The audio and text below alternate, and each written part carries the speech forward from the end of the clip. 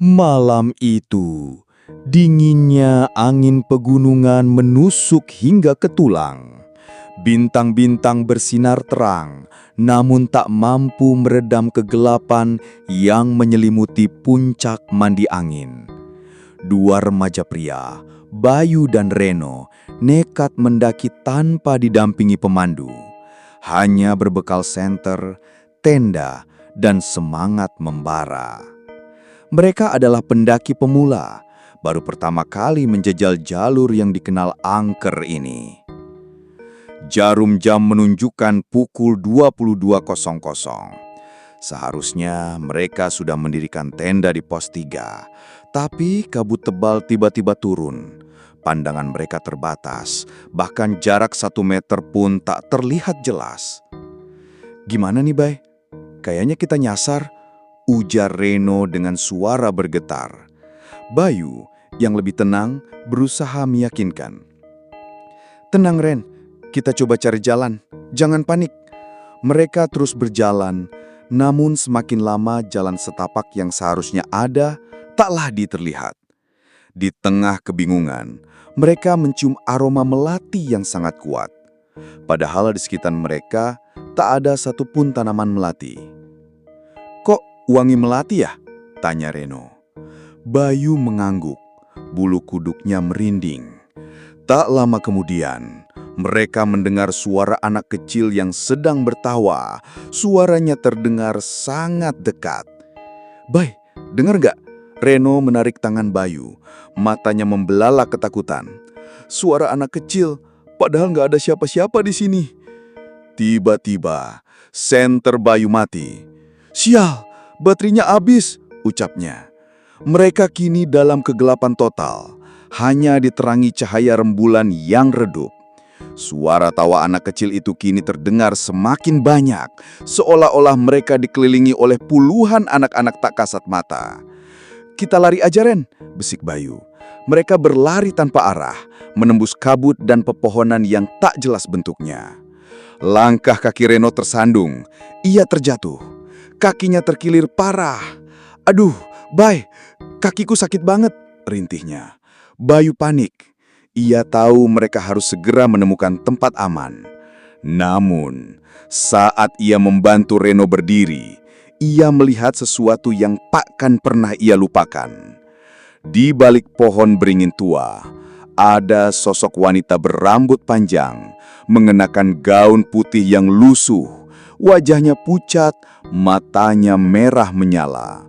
Wanita itu melayang, bukan berjalan. Reno yang melihatnya menjerit histeris. "Bay, ada perempuan!" Mereka terus berlari, mengabaikan rasa sakit di kaki Reno. Akhirnya, mereka menemukan sebuah gubuk tua. "Ayo masuk, Bay, cepat!" Mereka berdua masuk dan mengunci pintu.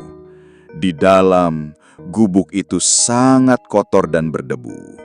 Terdapat sebuah meja dan 2 kursi. Tiba-tiba, terdengar suara ketukan di jendela.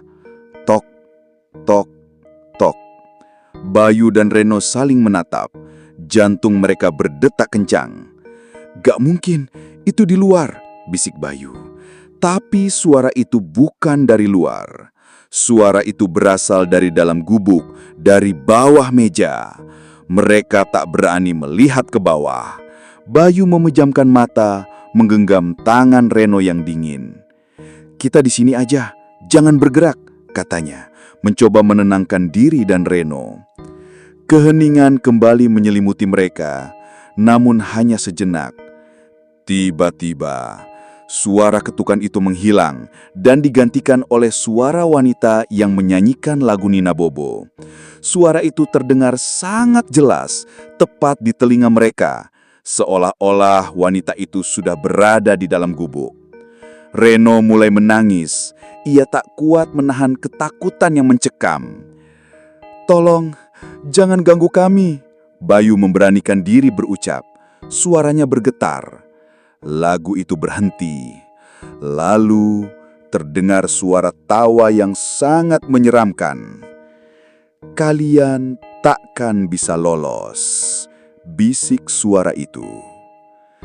Malam itu, mereka tak tidur. Mereka berdua duduk berpelukan, menunggu pagi. Senter Dayu menyala, tapi saat mereka menyorotkan ke arah pintu, ada tulisan yang ditulis dengan arang berbunyi, "Jangan keluar." Pagi tiba, mentari bersinar menembus celah-celah gubuk. Bayu merasa lega. Ia membangunkan Reno, tapi Reno tak merespon. Matanya terpejam, tubuhnya dingin. Bayu panik. Ia menggoncangkan tubuh sahabatnya. "Ren, bangun! Ayo, kita pulang!" Namun, tak ada jawaban. Reno sudah pergi. Hanya Bayu yang selamat dari kejadian mengerikan itu. Saat tim SAR menemukan mereka, Bayu sedang terduduk di samping Reno yang sudah tak bernyawa dengan tatapan kosong. Menurut laporan, tak ada tanda-tanda kekerasan pada tubuh Reno, namun ia meninggal dengan wajah ketakutan. Bayu tak bisa menjelaskan apa yang terjadi. Ia hanya terus berbisik, "Kita dikelilingi, kita dikelilingi." Penduduk setempat percaya, Bayu dan Reno telah memasuki wilayah yang dijaga oleh makhluk halus. Mereka melanggar aturan tak tertulis para pendaki, yaitu tidak boleh mendaki sembarangan dan selalu ditemani oleh pemandu. Kisah ini menjadi pelajaran pahit bagi para pendaki, bahwa alam memiliki kekuatan yang tak bisa diremehkan.